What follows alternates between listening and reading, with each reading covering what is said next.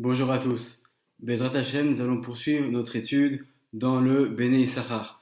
Nous avions vu précédemment que l'homme était fait à l'image des mondes supérieurs spirituels et que de la même manière que dans les mondes supérieurs, il y avait des niveaux qui étaient plus élevés, qui correspondraient chez nous à la tête, et d'autres niveaux qui étaient plus bas, qui correspondraient donc au corps, alors nous également, nous étions conçus de la même manière.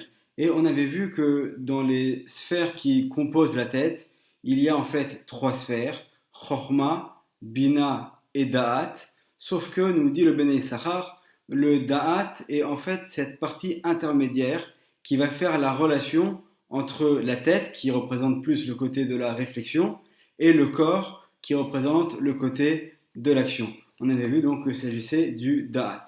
Et on va poursuivre donc ce que dit le Bnei Issachar. Vehine bemitzraim haya galut adaat.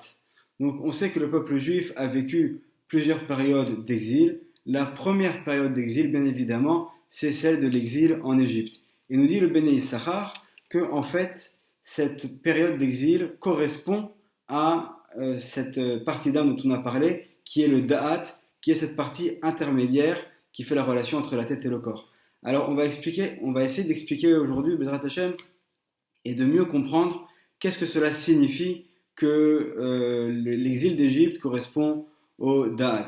Il faut savoir qu'en vérité, chacun des exils que notre peuple a vécu jusqu'à aujourd'hui, l'exil dans lequel on est actuellement, correspondent à chacune des différentes sphères. Et étant donné que l'exil d'Égypte, c'est le premier exil, donc il correspond au Da'at, qui est en fait cette partie intermédiaire. Alors on ne parle pas de la tête, mais dans les parties du corps, on pourrait dire que c'est la plus haute, c'est la première. Alors la première question à poser, c'est de comprendre pourquoi est-ce qu'il y a besoin que nous soyons en exil. Et cette réponse, on va la trouver dans le livre du Harizal, écrit par son élève Rabbi Chaim Vital, le Sha'ar Apsukim, sur la paracha de Shemot. Alors il dit la chose suivante. Sibat agalut shegalu Israël ben aumot ma'inyanam. On va donc exactement, c'est la question qu'on a posée, comprendre quelle est la raison de cet exil que nous devons vivre et pourquoi est-ce que le peuple juif a dû vivre au milieu auprès des nations. Donc on va expliquer qu'Adam Arishon aya kolel kol haneshamot. Il faut savoir que Adam Arishon, le premier homme, lorsqu'il a été créé, il est, comme c'est écrit dans plusieurs endroits dans les écrits du Harizal, il est totalement spirituel. Et il contient en lui seulement les âmes du peuple juif. C'est-à-dire que nous tous, toutes nos âmes sont introduites dans Adam Arishon. Veaya kolel kol haolamot, et donc il comprenait en lui différents mondes, il était vraiment à un niveau spirituel inimaginable. Ukshechata, donc par la faute qu'a fait Adam Arishon, naflu mimeno kol haneshamot haem letoch haklipot. Donc en fait il y a eu un mélange, c'est-à-dire que les âmes des Béné Israël qui étaient dans Adam Arishon se sont mélangées avec les âmes du Nachash qui correspond à cette partie mauvaise, et il y a eu un mélange donc des uns avec les autres. Anechrekot et Shivim Umot. Donc les 70 nations en fait ont réussi à d'une certaine manière prendre en captivité les âmes du peuple d'Israël. Vetrichim Israël les galut sham bechol uma veuma. Et c'est la raison pour laquelle par la suite, donc suite à la faute d'Adam Arishon, il y a eu ce décret des différentes galoutes, des différents exils. Pourquoi? Les laquettes shoshane aneshamot akdoshot shenit pazru tochakotzim haem. Parce qu'en vérité, étant donné qu'il y a eu des étincelles de sainteté, des parties spirituelles, des âmes qui ont été mélangées avec les différentes nations, avec les parties qui sont plus négatives, alors notre rôle c'est d'être parmi les nations et justement par notre présence et par les bonnes actions qu'on va faire au milieu d'eux, on va pouvoir récupérer vers nous ces étincelles de sainteté. Et comme Shamrou Chazal, Lama Galou Israël, donc pourquoi on rapporte ici les paroles de nos sages dans le traité de Psachim à la page Pezaïn, Lama Galou Israël ben Aumot, Kedesh Vasefu Aleem Gerim, Ve'avenze Etev. Donc nous disent nos sages dans le traité de Psachim, pourquoi est-ce qu'il a été nécessaire que les Béné Israël, que les Juifs soient en exil au fil des générations? C'était pour que se joignent à eux des convertis. Qu'est-ce que cela signifie? Il faut savoir que le converti, c'est justement une personne qui, bien qu'il soit né non-juif parmi les nations, il a en lui une étincelle de sainteté, il va vouloir donc se rejoindre le peuple juif qui représente la sainteté et donc monter à ce niveau-là. Donc on a vu cette première introduction dans le Sha'ar HaPsukim du Harizal pour comprendre pourquoi est-ce qu'il y avait besoin donc des différents exils qu'il y a eu au cours de l'histoire. Maintenant on va devoir comprendre de quelle manière expliquer ce que nous dit ici le Béné Issachar, que le premier exil, l'exil d'Égypte, correspond à la sphère du Da'at. Et pour cela, on va lire dans le Sha'ar HaKavanot, c'est toujours un autre livre qui a été écrit par Rabbi Chaim Vital, sur les enseignements de son maître, le Harizal, dans le chapitre qui parle de Pessah, le premier chapitre. Veliot qui kol auto ador ayum prinat adat.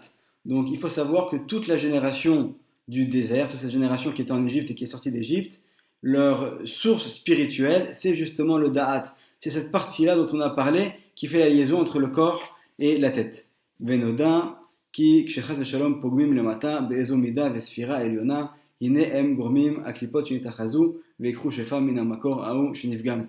Donc il faut savoir, en fait, ici le Harizal nous donne un enseignement qui est primordial. Il nous dit, sache que chaque action que tu fais dans ce bas monde, elle a des répercussions dans les mondes supérieurs, bien que nous, on ne le voit pas forcément, mais il faut savoir que puisque nos âmes se relient en fait dans leurs racines à une sphère spirituelle, donc forcément lorsque nous, en bas, Chesve Shalom, on va faire une faute, on va également provoquer un problème là-haut à la racine de notre âme dans les mondes supérieurs.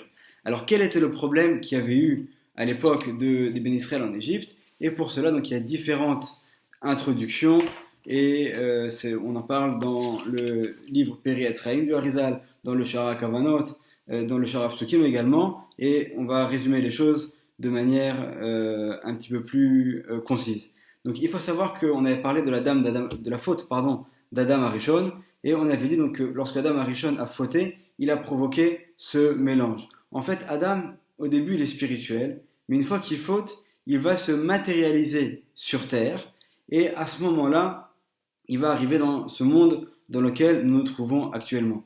Et nous dit le Harizal que, en fait, pendant 130 ans, Adam va se mortifier, va faire tchouva, en fait, il va demander pardon à Hachem pour la faute qu'il a fait, bien que le Harizal, dans un autre endroit, dans le Sefer Likoutim, nous dit que la faute d'Adam Arishon était une faute involontaire, mais malgré tout, Adam va se mortifier et va pleurer, demander pardon à Hachem pour la faute qui a été faite. Et pour cela, on va lire également ce que nous dit le Midrash dans le Yalkut Shimoni, dans Bereshit, la paracha He et le commentaire 42. Il est dit la chose suivante. Amar Rabbi Elazar ben Azaria. Nous enseigne Rabbi Elazar ben Azaria. Kolotan Hashanim Shaya Adam Arishon ben Idouy Olid Shedin Veruchin Velilin Shenemar Vechi Adam Sheloshim Umat Shana Vayoled Bidmuto Ketsalmo. Au cours de ces 130 premières années où Adam a été sur terre, alors il va donner naissance à cause de perte de semences involontaires qu'il va avoir. Il va donner naissance à des êtres qui sont à des créatures, des monstres, des créatures spirituelles qui sont donc des sortes d'anges mauvais, comme c'est écrit dans le passage, donc ici la source. Miklal de'ad aïna lav betzalme olid metive aya Rabbi Meir Omer, et Rabbi Meir nous enseigne Adam Arishon chassid gadol aya. Adam Arishon c'était un grand chassid dans le sens quelqu'un de zélé qui fait plus que ce qu'il n'en faut. Kevan shera sheniknesa mitin aliado, étant donné qu'il a vu qu'à cause de lui il est devenu mortel et la mort a été donc imposée à toutes les créatures. Amad veyashav beta'anit kaf lamed shana, il est resté pendant 130 ans en jeûne, vraiment à se faire souffrir. Veheela zirze teena al besaro uferash min haisha ki kamarenan meshurvat zera shetza mimenu leonso. Donc nous dit ici le Midrash ce que je vous ai dit précédemment, c'est-à-dire que Adam Arishon avait des pertes de semences involontaires, et c'est à cause de cela donc il s'est séparé de sa femme pendant 130 ans. Il va donc faire tchouva pendant cette période-là, et c'est seulement après où il va de nouveau s'unir à Chava et que va naître Shet, son troisième fils, duquel va descendre ensuite Noach et duquel descend toute l'humanité. Donc c'était une première introduction sur la question du Da'at. Alors quel rapport avec le Ham Israël? Il faut savoir que nous enseignent nos sages et nous dit le Harizal que la semence vient avant tout du da'at, sa racine vient du da'at. Et en fait, à partir de ce moment-là, où Adam Arishon a donné naissance à des créatures négatives d'un point de vue spirituel, alors en fait, c'est une manière aussi de nous dire que, que les âmes des bénis Israël qui étaient en Égypte, alors étaient elles aussi contenues d'un point de vue spirituel, dans ces pertes de semences, et elles ont été donc prisonnières de ces mauvaises créatures qui ont été créées suite à la faute d'Adam Arishon. Les Neshamot des bénis Israël vont revenir plusieurs fois en réincarnation. D'abord, avant tout, ça va être dans la génération du déluge, où en fait on voit d'ailleurs justement que cette génération, comme nous enseignent nos sages, leur faute principale avait été justement de faire sortir de la semence en vain.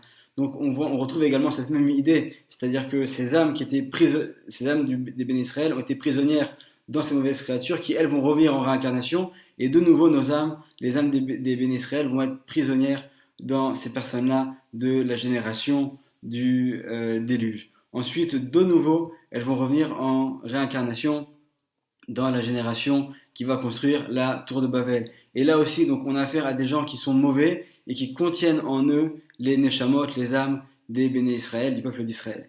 Et nous dit le Harizal dans le Shara Kabanot, on pourrait donner l'exemple de l'extraction de l'or. On sait que l'or, au moment où on le récupère, alors il est totalement collé en fait avec différentes pierres en fait qui sont mauvaises, qui ne sont pas de l'or, et c'est tout un travail de devoir doucement réussir à séparer ces pierres en fait qui n'ont aucune valeur avec cet or qui est pur. Et c'est exactement la même image qu'on a ici. C'est-à-dire que ces âmes-là des béné Israël qui sont comparées à l'or dans cette métaphore du Harizal, elles ont été mélangées par la faute d'Adam Arishon avec des forces spirituelles qui sont négatives. Et au fur et à mesure des différentes générations, alors il va y avoir un travail de séparation qui va se faire pour enfin arriver à la génération de l'Égypte, de cette génération des bénis Israël qui vont sortir d'Égypte, qui vont d'abord vivre l'esclavage et ensuite sortir, qui eux vont représenter cet or qui va être capable par la suite de recevoir la Torah. Et d'ailleurs, c'est pas pour rien que dans l'esclavage en Égypte, on a vu qu'il y avait deux souffrances principales. La première souffrance, ça a été que les premiers-nés garçons ont été jetés dans l'eau. Qu'est-ce que ça nous rappelle? Ça nous rappelle le déluge. Ça nous rappelle en fait cette précédente vie qu'ont vécu les bénis Israël en tant que prisonniers, en tant que captifs dans d'autres personnes, mais où également ils ont vécu le déluge. Ils vont de nouveau faire une réparation à ce niveau-là lorsqu'ils vont être en Égypte. On voit que le deuxième travail qu'ils ont eu à faire, c'était un travail de construction, de devoir prendre des briques, de devoir construire des monuments pour Paro. Et à quoi ça ressemble? Ça ressemble à une construction, à la construction de la tour de Babel. Une fois de plus, on a une deuxième allusion à la deuxième vie qu'ils ont eue en réincarnation, où une fois de plus, ils étaient aussi là-bas captifs de cette génération-là. Et on voit donc que finalement l'Égypte, cette génération qui va vivre en Égypte, va faire la réparation de toutes ces fautes qui ont été précédemment donc faites dans les différentes générations de l'époque, donc de Noach, etc. Et d'ailleurs, ça va répondre aussi à une autre question qu'on pourrait tous se poser. On voit que dans la paracha de Yitro, lorsque Yitro va rencontrer Moshe, il va lui dire: Moshe, tu ne peux pas rester à juger le peuple du matin au soir. Il faut nommer des juges, etc. Et en fait, ils vont créer tout un système hiérarchique, pyramidal, qui va permettre de juger tous les différends qu'il y a entre les béné Israël. Et la question qu'on devrait tous se poser, c'est de comprendre, mais comment se fait-il qu'il y avait autant de litiges entre les béné Israël? Ils viennent de sortir d'Égypte, ils étaient des esclaves, ils ont vécu dans l'oppression, ils viennent de sortir, ils sont en Égypte, ils n'ont pas de maison, ils n'ont pas de terre, ils n'ont pas de commerce. Combien est-ce qu'il peut y avoir de litiges et de différends entre les béné Israël au point que Moshe est obligé de rester avec eux du matin au soir? Et là, nous enseignent nos sages selon la Kabbalah qu'en vérité, ils viennent se faire juger pour les fautes qu'ils ont commises dans les précédentes générations, dans les précédentes réincarnations dans lesquelles ils étaient, dans ces générations-là où on sait qu'il n'y a pas de justice, où on sait que les gens étaient des gens qui étaient mauvais, qui avaient de mauvais agissements. Donc ils viennent faire cette réparation ensuite dans le désert. Donc de là, on comprend qu'en fait, cette génération des béné Israël en Égypte, donc on comprend mieux maintenant pourquoi est-ce que nous dit le béné Issachar qu'il s'agit d'une génération dont l'origine est dans le Da'at. Donc ils viennent en fait du Da'at de Adam Arishon. Alors la question qui se pose, c'est pourquoi est-ce qu'ils ont été mis en esclavage spécifiquement en Égypte?